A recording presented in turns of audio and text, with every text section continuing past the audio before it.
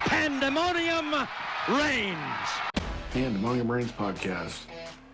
What is up? Vols fall in Athens by 14, 31-17. Georgia Bulldogs pull out the victory, and Tennessee drops another one of these. Another not game. A lot. This time, everything riding on the line. A lot was riding on the line, obviously, because the playoff committees told us what they think in the first couple iterations of the rankings. A lot was on the line. Everything was on the line. The game was lost. What's new? What's new in this spot? I thought Georgia absolutely flexed its muscles. I think Ole Miss played a part in this by waking them up a week ago. With the way that they abused Carson Beck and their offensive line, I think things could have been different if that didn't happen. That's not an excuse. That's just what I think, and it just absolutely doesn't matter because you're not going to go much further than 10-2 or whatever, or 11-1 and a swift exit from the playoffs if you can't do better than this when everything's on the line. This goes back to my narratives out of Arkansas, out of that loss, saying you have to capitalize when the opportunity is there because, if it's not Alabama looming down the line, if it's not a trip to Gainesville to kind of start your conference slate, if it's not Alabama, Georgia down the line, whatever, that expedites the line, if you will, the cutoff for you, your exit if you're vying for a playoff spot or, whatever. That is what it is. Not going back to Arkansas. But Georgia flexes tonight. That offensive line just, for Georgia, position group of the game, just dominant, just erased the work that this defensive line has done. I want to say this about the defensive line. I thought they were really good, above average, not bad against the run. They were plugging gaps. They were doing their jobs and assignments against the run. I don't know if any of that goes back to a true freshman and a white boy and a receiver who took a pretty nasty injury near the goal line. I don't know if any of that goes back to that or if it's just mono trenches. That's how it played out. I don't know. I don't care. That's just what it is. The defensive line against the run was pretty decent on the whole. Not great, but it wasn't Kentucky and Mississippi State bad. That's for sure.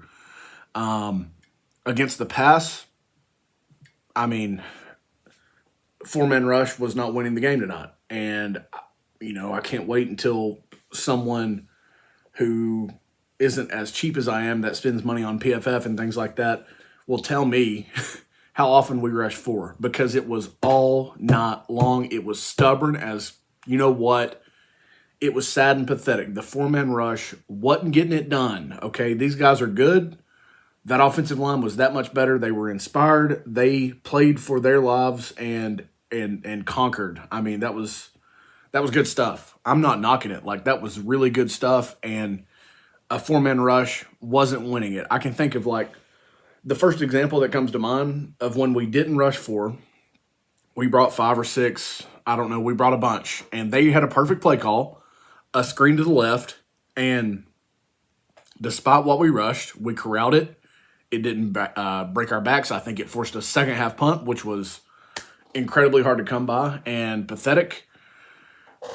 And, again, I'm not going to knock Tim Banks all that much, but we sat back and rushed four a lot. We ran the same stunts all night long, and it worked against the run. And when they passed the ball, it only got better as it went. Beck got better as he went. The pass blocking got better as it went. Mike Bobo morphed from a schoolboy into a mastermind during that game. And I'm just saying that he's not had the best year. Georgia fans don't love him. And he called a stellar game. That's all I'm saying. And Banks, didn't try many things. All that. That's what I'm saying. Georgia's offensive line won the day. They're the reason that, Tennessee gave up 20 points for the first time this year. Whoop-de-doo. They were awesome. That was epic. Beck looked like basically his former self. He's just, there's something still a little bit off about him, and it's not just how goofy he looks, but 25 of 40, 347, 2 touchdowns, obviously 0 interceptions because this defense couldn't make a clutch play. Georgia rushed for a net of 106 yards. There wasn't really much taking anything out of that net because you didn't sack Carson Beck. You only had 2 tackles for loss. And, again, a team that was running a true freshman 19 times for 68 yards and a touchdown, came out with a 2 touchdown win that could have been more. That's what it was. That's what happened. Nico, significant step, I really thought. 20 for 33, 167 yards. Nothing, the world is in no risk of being lit on fire from that. And I just want to highlight that on 5 more completions, this goes to play calling, again, pass blocking and your trench dudes, but on 5 more completions than Nico had, Carson Beck passed for 180 more yards. 20 completions to 25 for Carson Beck, 167 to 347 for Beck. We didn't defend the tight end at all. And if you go back and look, as I'm doing right now, a tight end once again led Tennessee in receiving with 46 yards on 4 receptions. We threw it to Squirrel, one shoulder White 6 times for 45 yards. We threw it to Brew 4 times. We threw it to Dylan Sampson 3 times. That's a season and career high for sure. And then Stays, Peyton Lewis, and Chris Brazell got 1 reception apiece. I don't remember another target to those guys, and I don't understand that. Brazell did get the long target down the right side that resulted in a PI, and then we just didn't do it. I think we took 2 shots.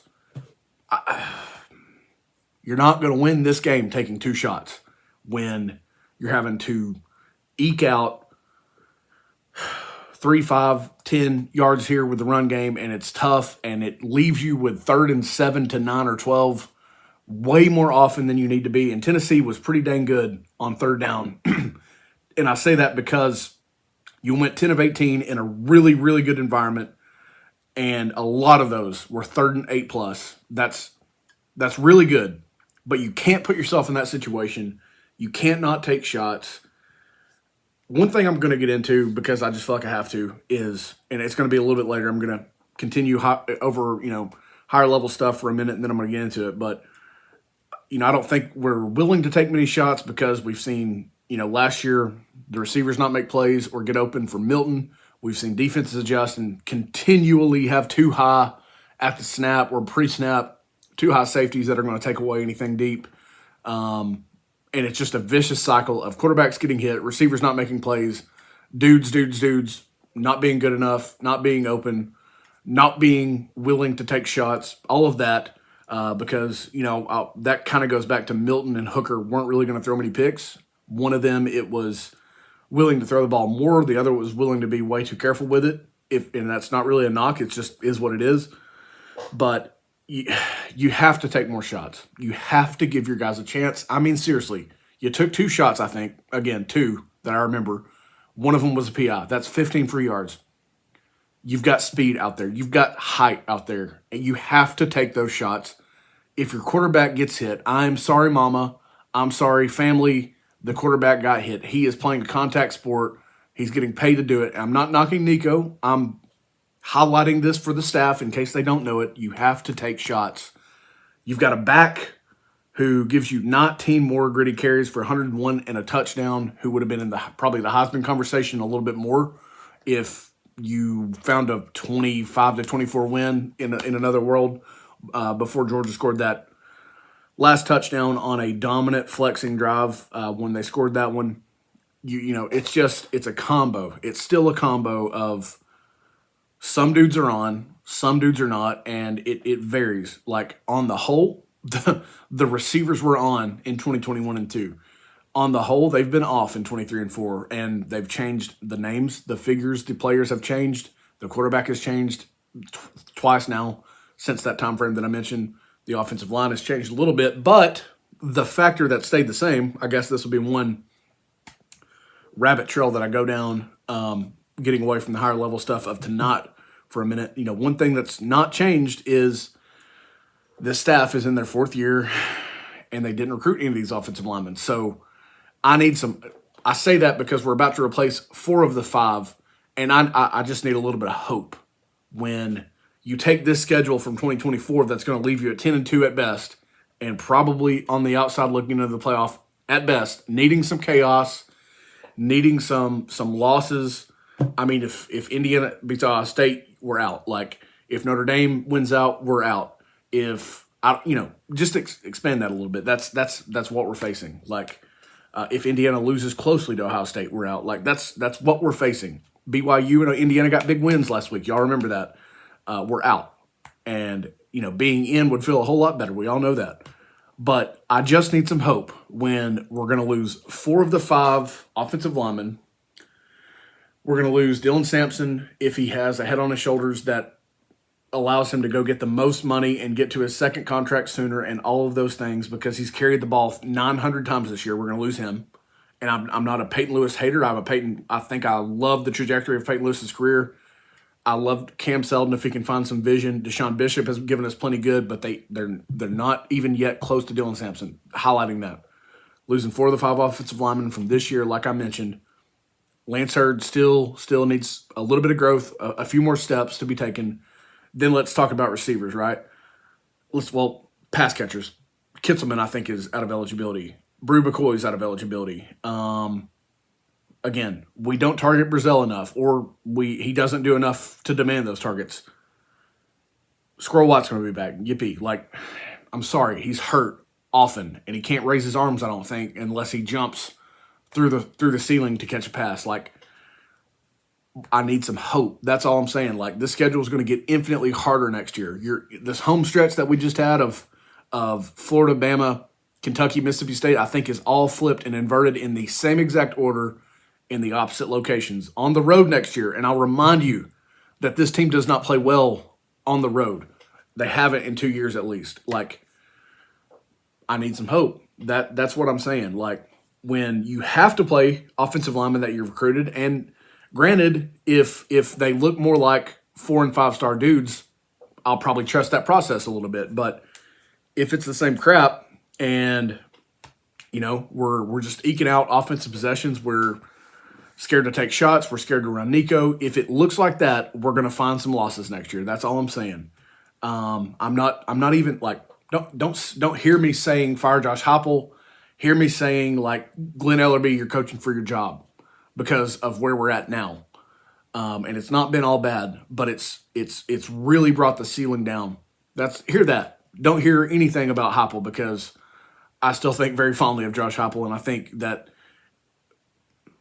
a few moves need to be made to really, really elevate the ceiling and the trajectory from being 10-2, which is great, and we would have traded 15 years away to be 10-2. But we're there now with an $8 billion quarterback, and we've got quarterbacks lined up out the wazoo. Let's not forget that. But I'm saying, don't waste a talent like this roster has. I've not even gotten to the defense yet. I've been talking about losing 4 out of 5 offensive linemen from a overall poor unit that's underperforming. Don't waste guys and careers like that. I haven't yet mentioned, and again, the defense didn't have their best night. They're on a little bit of a 3-week cool streak. I'm not going to call it cold. I'm not going to say much more than we need to do something. But you're losing James Pierce. There's a real scenario where you could lose Joshua Josephs. Omari Thomas is out of eligibility. Shocker. You've already lost Keenan Pili, and your linebackers can't do jack crap against a tight end. I think you're losing Will Brooks. Again, you're losing a lot of pieces. And this unit has been one of the Mount Rushmore units of this century since 2000. Like, you're losing so much. And that's just, I'll just go back to what I said before. I need some hope that, while 10-2 is great, and, there's nothing wrong with it, and a lot of years it'll get you in the playoff. This year it's probably not going to. The way things go, I don't think it will as many times as we think it should or what have you. It's just not ideal. It's another loss in a moment that would have guaranteed you a playoff berth, and a pretty favorable one where, like it could have looked like we're in Atlanta, we're the SEC runner-up at worst, and you're talking about at that point playoff bye if you win that game, home playoff game if you lose that game, probably You're in no matter what. That's what it looked like with a win tonight, and that's just a lot to piss away. And that's what we do on the road. And again, I just go back to all those things. Players were losing, both sides of the football. Same old in terms of there's just not a lot of variety. The play calls look so similar, and it's not getting you above 10-2. And again, never going to say like fire Heupel right now. Like, I'm just saying, guys need to be coaching for their jobs when these factors are what we have. That's really it. I just don't think you can keep running off the same product, doing the same old, and getting much better. If he does it, excellent. Like, if we recruit like Georgia and Alabama have, and Clemson did for a minute, and Ohio State does, and it takes us to, we can call any play in the book and run out an 11-1 team and be in the playoffs competing, cool. I'll eat this episode. I'll eat these words. I'll look back on, November 16th, 2024 a little bit different than I do right now, because it just sucks to piss away playoff berths. We didn't do that even as much. Like, we did that more tonight than we did in 2022 when we were so hyped, when we'd beaten Alabama, we lost to Georgia, then we lose to South Carolina. Like, we're struggling to get in the number 4 spot before South Carolina. But this year, you're in if you win tonight. Like, the playoff predictor AI bullcrap on the screen tonight said 96% chance you're in if you win tonight, and 91 for Georgia with a win. But it wasn't that high in 2022, and you pissed that away. And I think it's in the 50s now, according to that same predictor, which is just nonsense, because it's going to be the same bullcrap come Tuesday night when the projections are rolled out. You need a lot of chaos. You need a lot of things to go your way to get in, and I don't want to be scraping in. Okay, that's what this episode is. As what this episode has devolved into is, I don't want to be scraping in. I want to be getting better, and I guess just pushing the ceiling higher instead of hoping and praying that we're gonna go 11-1 or 10-2 and get in. Like, that's all I'm saying. Like, we need to be challenging some of these play concepts and calls. We need to be getting way better in the trenches, way better at receivers. Kelsey Pope is still in his second or third year. I get that, but we're losing a lot. We're losing a good opportunity, and it don't feel good. 10-2 feels all right, but a playoff berth, so much better, so much cooler. Even if you got in this year and you lost in the first round and it wasn't pretty, at least it wasn't this same old of not having many viable weapons on the road. This one was like Alabama last year. You got up to a lead, and kind of little by little at first, it washed away. Georgia takes a lead 14-10. You get it back, and then you get shut out in the second half, and they go 31-7 second quarter on. That is basically it. That cannot be the norm. I don't care how good the opponent is. I don't care if the game is played on Mars. That can't be it. And right now, Heupel's got a team that he can't beat, that in red and black. And on top of that, I think teams try to copy a little bit of what Kirby does against Tennessee. I think that's kind of what has happened with some of the too high safety stuff that I talked about, but it's obviously not as vital, because Georgia's a 8-2 team after tonight with 85 to 106 stars on the roster, and that's just not what everybody else has. So sometimes you can overcome it when they don't have that kind of depth and talent. But this has been a lot of rambling. I'm super unhappy with the result. I just want it to be better. I think this head coach can take you there. I think Nico can take you there. I'm not confident that, just to name a few, Glenn Ellerby, Pope. I'm on the fringe about Pope, because it's been 2 years of this type of receiver play. Darrell Sims is brand new. Sampson's having a great year. He gets a pass for now. Rodney Garner obviously gets a pass because of on the whole what we've gotten, but his unit jumped off sides a lot tonight, and it hurt every single time. Not a single break went this team's way. In fact, we were reviewing things and finding penalties. How many times has Tennessee been slow subbed and had to use a timeout or received a delay of game penalty, and we went back and reviewed that Jackson Moy was still getting off the field? I don't care. Like, this sport sucks at the end of the day, but to keep going down the line, Garner gets a pass. Inge gets a pass because he's brand new, and these linebackers have been better than last year. Willie Martinez, if a defensive back coach would have guys to turn their head more frequently, I would contribute to their salary. Like, it's that simple. Banks, he's improved. I needed to see more tonight. Everything else has been good. That's what it is. Ellerby, I guess, is the main one that I'm focusing my laser on, because you can't really infuse any creativity or any downfield plays, and you're limited so much by what your offensive line does. I didn't think I would be coming out of tonight having that thought, because I didn't think it would be so impactful, or I didn't think it would be what my mind went to so much. But here we are, sitting at 8-2, two 8-2 teams, and one has a much better chance to be dancing in the playoffs, as it were, come 2-3 weeks from now, whenever the committee gets in the room and the dust is falling off their skin. They haven't watched any football in a year. They're ancient. They don't know who starts for any of these schools or anything like that. That goes back to the dust. I'm pissed. It is what it is. That's just where my mind's at tonight. And yeah, I want to go ahead and knock out a recap of this episode. One more note before I wrap it up. I'm not previewing UTEP. I don't care. Like that. There's nothing I can say about UTEP. Get some guys in. Get Merklinger in. Get Gas Pop in. And let him have a couple more slings down the field before his time in college is up. Dylan Sampson, his Heisman campaign's over, so get him 8 to 10 carries, get him a touchdown, sit his butt down. Let every other running back tote the rock. If I don't see Mike Matthews, then I give up on him. Kelsey Pope takes another hit in my mind. It is that simple. I'm not previewing that game. I don't give a rat's butt. I would not watch it if I could force myself to not watch it. It's that simple, because of what we peed away again tonight. That's just not sustainable. That's all. It's not that it's the worst thing ever. It is just not sustainable. That is what I'm saying. That is this episode wrapped up in a nutshell. Tonight is not sustainable. You have to capitalize on moments to not only get in the playoff, but to knock Georgia out of the playoff.